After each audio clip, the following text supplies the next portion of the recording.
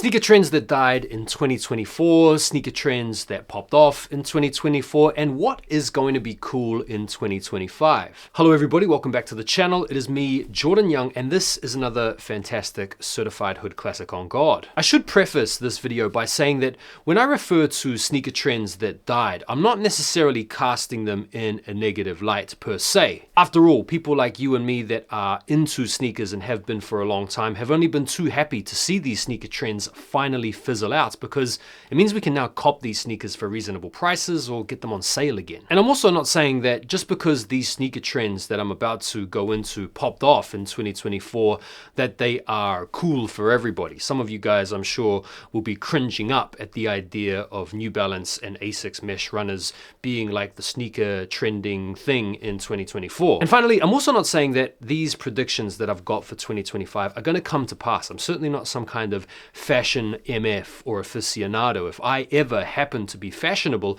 it's more than likely by accident. Right, so in terms of sneakers or sneaker trends that completely died in 2024, we've got to start off with Yeezys, because these became probably the single most dead sneaker out there in 2024, which is a far cry from what they used to be. I mean, these things were pretty much on their way to being dead before the Yeezy and Adidas breakup was announced. And then after the public divorce played out, any fans of Ye that were interested in maybe copying these sneakers out of their personal fandom for Ye were told directly by Ye not to buy them. And so as a result, the appetite for Yeezys is at an all-time low, making them probably the deadest sneaker in 2024. Next up, Jordans have died off massively in 2024. And if you're like me, you are only too happy about this, because once again, copying these retros is pretty easy, notwithstanding some collabs. A lot of really good models and colorways are going on sale again, which is fantastic. And I guess I'm primarily talking about Jordan 1s, Jordan 3s, Jordan 4s, Jordan 11s, the sort of big retro models that Nike tends to rely on throughout each and every year. And so many people have been harping on about the Jordan 3 is up next, you know, Jordan 3s are coming, watch out for the Jordan 3 trend. Bro, the Jordan 3 popping off in the same way as the 4 recently or the 1 a few years ago is just not going to happen. And if it was going to happen, it certainly would have happened by now. After all, we've had several really awesome colorways of the Jordan 3, including the black cements this year as well as the Amamanier 3s. Give it up, guys. Jordan 3s are not going to trend anytime soon. 2024 definitely cemented the decline and the death of the Nike Dunk, and no metric could be better pointed to than the Panda Dunks going on sale. But it wasn't just the Nike Dunk. Nike SBs died off in hype this year, with a lot of really strong GR colorways going on sale, collaborations sitting, even going on sale. Next up, Timberland boots. Now I know Timberlands are one of those timeless shoes that's pretty much always trending to a certain extent.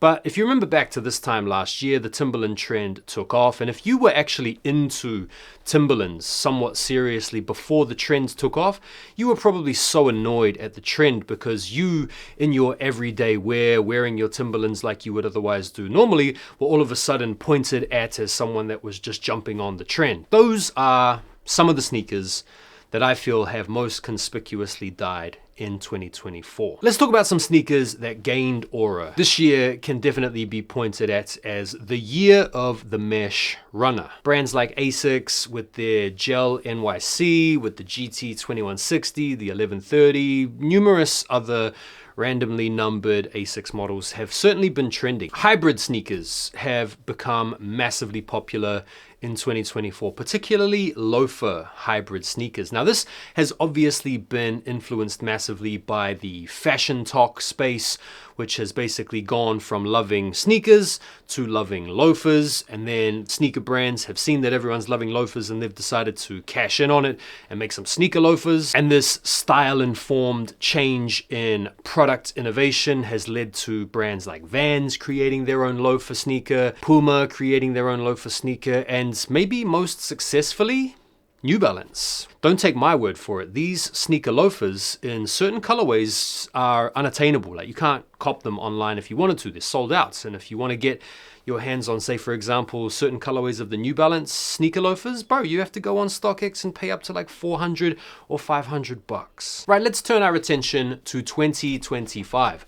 What are some of the interesting sneaker trends that we might be seeing, and what are some of the big talking points? I think we should start off by talking about Nike's opening up of the vault and bringing back all of these grail level sneakers as potential GRs. Some people are talking about this move from Nike as an attempt to bring back reselling, but I actually have a different take. I think far from reviving reselling, Nike are actually going to continue to kill the Nike resale market by doing this. And all I would point to evidence this is the fact that we've already seen some grail tier sneakers re-release and retro this year, notably the Wu-Tang Dunks and the MX-1 Pata Chlorophylls, and both of these releases have not made any resellers any money, or if they have, it's been lunch money or beer money. So what I think is happening with this ploy from Nike is they're revisiting their retro program for next year and thinking to themselves, should we come out with this make or miss or this hit or miss type colorway, or should we just retro something that we know people like because we've got the resale data in front of us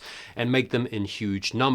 I think this is going to kill a lot of the hype around sneaker collecting. I think we're going to see a lot of these grail level sneakers sitting. And I think as a result, the brand's desirability of Nike is going to wane. After all, having these once really coveted products sitting on shelves, potentially going on sale, is going to have a trickle-down effect to some of their other products where people are going to be looking at other stuff from other brands to get excited about. In terms of sneaker trends, I think normcore is here to stay. This trend has been mainly typified in recent times by shoes like the Samba. And so sneakers that are going to be associated with this trend, mainly in 2025, in my opinion, are going to be shoes like the Gazelles, like the Spezials, Puma Super Team OG, Puma Clydes, and shoes like the Nike Field General. Next up, we have the low profile sneaker. This is basically the antithesis to the chunky shoe or the dad shoe trend that we've seen pop off in recent years. This particular trend has seen some really big growth in 2024, and I would point to sneakers like the Puma Speedcat and the Puma Mostro as being exemplars of this. Another sneaker that has been a successful low profile sneaker from Adidas has been the SL72. I think 2025 is going to be another huge year for hybrid sneakers. There's just so many different ways you can go with this approach to sneakers, whether it's the muleification or the loafification or the 3D printedification. You can either give utility to a very basic and simple sneaker, like putting a trail sole on a slide, or you can do the complete inverse and turn a trail shoe into a mule. The adaptability of this trend style means that you can pretty much react as long as you've got the manufacturing capabilities to do so. Next up, we have real performance sneakers. This year in 2024, we've seen a real big breakout with leisure and competitive running, huge uptick in the popularity of running clubs, and the associated footwear that's gone alongside this trend has given a lot more market share to up-and-coming running brands and has also popularized a certain look within the running community that has started to bleed out into mainstream fashion. You're also going to see a lot more trail running shoes as well as trail running fashion. And there we go. Those are some of the sneakers that died off this year, some of the sneakers that popped off this year, as well as some of the trending sneaker styles that I can see playing out in 2025. And if you have any hot takes about what you think is going to be trending in 2025, feel free to tap it out down below. I'd be interested in reading what you guys have to say. Thank you guys so much, as always, for taking the time to watch the video. Really appreciate you liking it before you bounce, and I will see you on the next one. Take care for now, and peace.